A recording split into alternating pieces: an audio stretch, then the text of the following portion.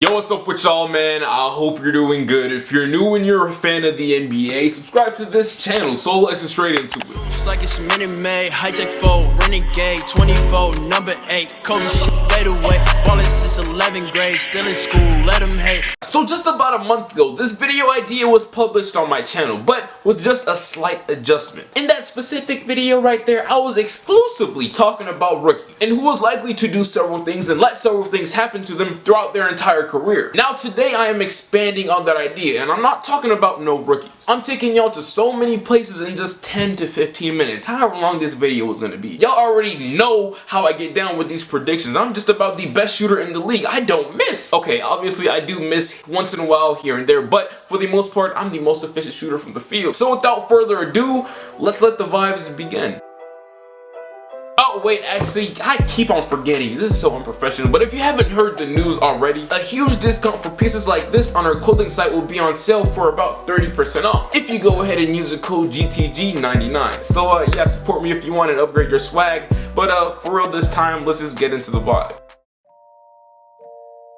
Who's most likely to lead the league in scoring? We are starting this video off with ease. This is too easy. I'm not choosing LeBron, AD, Kawhi, Paul George, not even Giannis or anyone of that nature. If you ain't 6'3", light skin, and the best shooter you ever seen, then sorry to say, but your answer is wrong. Steph Curry is finally unleashed again, and this time around he really has the room and freedom to do whatever the hell he wants. Since he's missing a solid 22 point per game scorer in Clay for a large chunk of the season, and also KD. We've never ever seen this version of Steph out there on the court. This is the first time he's gonna have to do some real carry. The third best scoring option on his team is back to being Draymond Green, and he also has to deal with D'Lo's inconsistencies throughout the season. If y'all thought Curry was annoying back then, you do not want to see this man pull up on your team once the season starts. I'm calling 32 points per game on stupid efficiency from the field as usual for Curry. Now because of that, you might think that I have him winning MVP as well. And to be honest, he should, and he actually has a very good chance of doing that this year. But I kinda doubt he will, because his team is severely lacking the depth to compete in the West. I see Curry's Warriors hovering around the 4th seed. If the Warriors were to be a top 3 seed in the West, then he might actually win MVP. But he's not. He's not, at least not in this period of time. So who is most likely to win MVP? Giannis Antetokounmpo, you heard it right. Giannis is winning back-to-back MVPs. Now I would have LeBron James winning MVP. I'm sure that's the popular vote or whatever. But for some reason, whenever I say LeBron James is winning MVP, he always ends up falling out of the race. So you know what? It's okay, because I'm gonna play reverse psychology on the universe and pull a switcheroo, even though in the back of my mind, I honestly do think LeBron will win it. But choosing Giannis isn't a bad option at all. He's gonna put up better stats than he did last year, because his team just got a little bit worse, but not worse enough for them to fall out of the 1 spot in the Eastern Conference. Since Malcolm Brogdon is gone, he's gonna have to play more of a facilitating role, and the scoring could easily go up another level as well. Video game-like numbers will be thrown out by him. I'm talking 32, 12, and 6 on, as usual, great efficiency. And as for his team leading the Eastern standings, them, unlike Philly, Boston, Brooklyn, and whoever else you want to throw into that conversation, didn't and won't have to go through any major setbacks, growing pains, or anything of that nature. They're coming at your neck full speed as soon as the race begins. That number 1 spot in the East during the regular season is their spot to keep. So since we just mentioned Giannis and how he's most likely to win MVP, since he's going to put up crazy numbers, and also since the Bucks are going to be good, why not piggyback off of that idea and throw out the question, who's most likely to be the best team in the NBA? The Denver Nuggets. The Nuggets by far have the deepest team in the league. They have so many role players mixed into their situation who are really versatile. That huge advantage will keep their balance throughout the regular season. Now, which team is most likely to see the most progression compared to last year? Obviously, it has to be the Lakers. They went from trying to manage 3 good young players, but not great, and mixing and matching each other's games, but it clearly did not work. And thanks to that and many underlying factors, they missed the playoffs. This year though, they have way more of an identity. Everyone knows their place and role on this team. This group of solid vets right here, along with Kuz, AD, and a healthy LeBron, oh, and I can't forget the GOAT, Alex Caruso, will probably see the highest win and loss differential compared to last year. Again, let's tweak our last question and add on to it. Which team is most likely to see the most regression? Oh lord, there's only one right answer for this question, and I hope we're both thinking the same thing. If you're not thinking the same thing that I'm thinking right now, then you have problems. The Charlotte Hornets, without Kemba, they almost become unwatchable to most fans. The loss of Kemba will be the main reason why they lose out on a lot of games. They probably won't win no more than 25 games this year. Who's most likely to be the most unwatchable team this year? Again, it's the Charlotte Hornets. Who will have the worst attendance stats in the entire NBA this year? Again, it's the Charlotte Hornets. Alright, I'm done. I'm not gonna bully him no more. Which player is most likely to get traded first? Without a single doubt in my mind, it has to be either A, Jaylen Brown, B, Buddy Hield, or even Domantas Sabonis. I am having a very bad day! All, of course, because of contract issues. Jaylen Brown thinks he's worth elite player type of money, or franchise-changing type money, and he hasn't shown his worth on a consistent basis for that type of bag. Sabonis may be the odd man out in Indy because of his questionable fit alongside Miles Turner and money issues mainly. I might as well throw in Brandon Ingram to the equation as well. When Zion Williamson comes back from injury, and if they struggle offensively because of Ingram's ISO ways, then they may part ways from him during the trade deadline. Now, I did say during the trade deadline. It's not gonna happen anytime too soon because the New Orleans Pelicans are gonna have a lot of time to experiment and whatnot. Now, just like my last version of this video, I'm gonna ask this question again. We gotta run it back. Who's most likely to actually demand a trade first? Demanding a trade and just getting traded outright are just two different gestures. A lot of anger and disrespect has to be built up and brewed for you to actually walk up to the front office or call them and demand a trade. And the perfect player for that is who else? Buddy Buckets, Buddy Love, Buddy Hield. Now, the root to all of these issues between Buddy Hield and the Sacramento Kings is because of the fat contract that Harrison Barnes got. Now, don't get me wrong, Harrison Barnes is a good player and he's an even better person. Dude is hella generous and stuff like that. But I'm sorry, you gotta be off of the bean, the lean, the perky, the lean, the Hennessy. You are not sober if you think that he deserved that $94 million contract over 4 years. Buddy Hield deserves to feel some type of way, and I don't blame him for any of this acts. Out of the two, I don't know, man. Out of the two, you tell me, who's more likely to become an all-star with me these next 3 years? Harrison Barnes or Buddy Hield?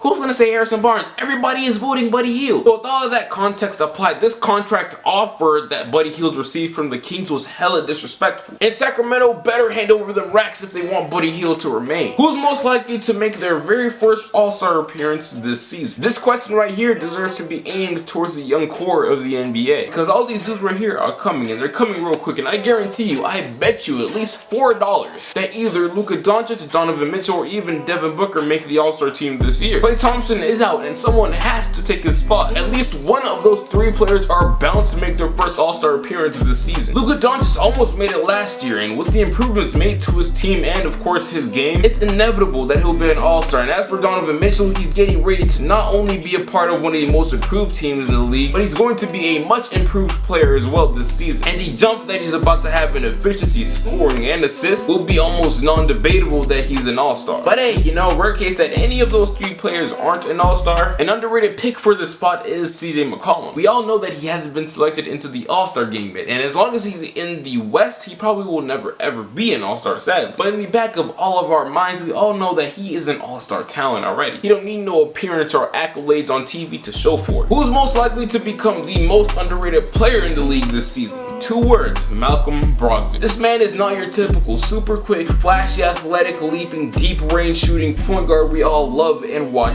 in the NBA. That's not Malcolm Brogdon's game at all. And he isn't an outrageous personality either that'll give him more media attention. So due to that and the numbers that he's bound to put up this year in Indy, while being arguably the best player until Victor Oladipo gets back, he'll definitely be one of the most underrated players in the NBA. He can pass, he can score on all levels, and he can also defend. And also to add on top of that, this man is hella clutch. He just gets no real chatter because his game doesn't give you an adrenaline rush like guys like Curry, Trae Young, Russell Westbrook, James Harden do. Who is most likely to win that Defensive Player of the Year award? That's easy too. I'm giving it to Kawhi Leonard. The media right now loves Kawhi. This man's team is on track to be arguably the best defensive team in the NBA. I think it's about that time that the media shows him more love and hands him that Defensive Player of the Year award. Because with this specific award right here, the Defensive Player of the Year award, people tend to get tired of voting for the same person. No more Rudy Gobert and no more Draymond Green, at least for now. Kawhi Leonard, your time is to shine again. Who's most likely to win the 6th Man of the Year award? We're gonna stay in LA, okay? And we're gonna stay in the Staples Center. But we're not gonna be talking about that man Lou Williams. We're gonna go actually over to the purple and gold and talk about that man Kyle Kuzma. Kyle Kuzma, I'm pretty sure, is gonna be coming off the bench for LA. And on that LA bench, he's gonna have all the opportunities in the world to just let him rip. Who's most likely to have a down year this season? Al Horford. That's too easy. It's too easy because he's getting old and he's put in a situation where he's not asked to put out so much energy. The talent on his team is just ever so flowing. Who's most likely to have a breakout year this season? Again, it's Malcolm Brogdon. But to make things just a little bit more exciting, I don't want to mention that man's name again. Actually, I want to mention the man Shai Gilgeous-Alexander. Psych! I'm just kidding. Come on now. If you're lost and confused as to why I'm saying psych, then that just means you haven't been watching me for as long as I thought. I've literally been preaching the exact same thing since last year. And this is just one of my biggest minor pet peeves in the NBA streets. You cannot have a breakout year after you just played 1 year in the NBA. That makes zero sense. A lot of these second-year players are expected to make a big improvement. The word breakout means to see a sudden increase in success, production, after years and years of being mediocre and having low success. So if I'm not choosing Malcolm Brogdon or Shai Gilgeous-Alexander for this specific question, who is most likely to have a breakout year? I got it, and that's Karis LeVert. If you do not know why, I got you. Watch this video right here. Now here we are, the last question of the day. I'm tired of asking all these questions. Which second-year player is most likely to see the most improvement in their game and in their numbers? Now a little bit of this, no, actually a lot of bit of this has to do with opportunity. Their scenery or situation has to change after 1 year. And obviously, I'm gonna go back to my man Shai Gilgeous-Alexander. Man is going to kill it this year over there in OKC. Back last year in LA, he didn't have much opportunity at all. He was limited and didn't have too much freedom to do whatever he wanted in that strict offense. But this year in OKC, they're probably going to ship out CP3 this year and also maybe Dennis Schroeder, so that gives him the most room he's ever had so far in his short NBA career. So if you haven't caught on to what he's done so far this preseason, just expect Shai to have his name brought up along with the rest of the best of the best of the 2018 draft. This is the end of the video though, man. I really do appreciate you for coming over here on my channel. Just drink some water, my bad, and seeing what I have to talk about today. Those are all of my answers for these questions, and I want you to leave yours down below in the comment section. Now, right before you leave, I need you to do a few things. First off, go ahead and leave a like on this video if you haven't already. Comment and let me know your thoughts on this video, and also share this video with at least 2 of your friends. And also, as always, follow me on Instagram, chat with me over there. I respond to literally every single DM that I receive. And check out the fall release over there on our site Evolve. Every single piece of clothing that you see that dropped in that fall release is going to be on discount for 30% off if you use that code GTG99 or 30. Either way, it'll still work. But yeah, man, this is the end of the video. I really do appreciate you for coming over here and seeing what I have to talk about today. Make sure you go ahead and do all that good stuff, and yeah, man, I appreciate you for watching, and make the day great, and I'll get right with you. No way, remember back when I couldn't get a play, no home, I ain't have a place to stay, I got to work, made the surf, free the way, told my girl who'd ever thought.